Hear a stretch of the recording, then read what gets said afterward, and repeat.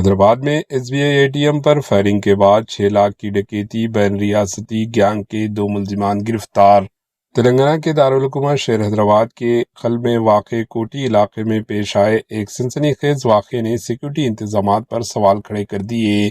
یہ واردات اس وقت پیش آئی جب ایک تاجر اسٹیٹ بینک آف انڈیا کے ATM سے رقم جمع کروانے پہنچا۔ اسی دوران ملزمین نے اسے نشانہ بنایا، یرغمال بنایا اور مذمت پر 2 راؤنڈ فائرنگ کی۔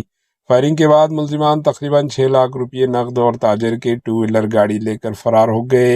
حیدرآباد سٹی پولیس کے مطابق کمشنر کی ٹاسک فورس سکندرآباد اور خیرتباد زون کی ٹیموں نے سلطان بازار پولیس کے ساتھ مل کر کارروائی کی اور 2 اہم ملزمان کو گرفتار کر لیا۔ DCP ٹاسک فورس گائیکواڈ ویبھوا نے بتایا کہ گرفتار ملزمان نے فرقان احمد اور محمد طیب تیاگی شامل ہیں۔ تحقیقات میں انکشاف ہوا کہ محمد طیب تیاگی اصل میں اتر پردیش کا رہنے والا ہے اور حیدرآباد میں اوبر اور اولا کے ذریعے کیب ڈرائیور کے طور پر کام کر رہا تھا۔ صبح سویرے کی سواریوں کے دوران وہ دیکھتا تھا کہ بعض افراد ATM مشینوں میں بڑی رقم جمع کرواتے ہیں۔ مالی پریشانیوں کے باعث اس نے ڈکیتی چوری کی منصوبہ بندی کی۔ ملزم نے اپنے رشتہ داروں سے رابطہ کیا اور ایک بین ریاستی گینگ تیار کیا۔ منصوبے کے تحت بیورو رپورٹ HN نیوز۔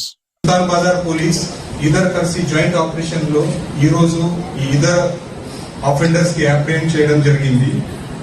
ఈ అక్యూజ్ నుంచి ఒకటి country made pistol 35 live rounds, తర్వాత 2 magazines, net cash 2,38,000 and 2 mobile phones seize చేయడం జరిగింది। ఈ అక్యూజ్ ఫుర్ఖాన్ అహ్మద్ పైన ప్రీవియస్ గా కూడా 8 కేసెస్ ఉన్నాయి।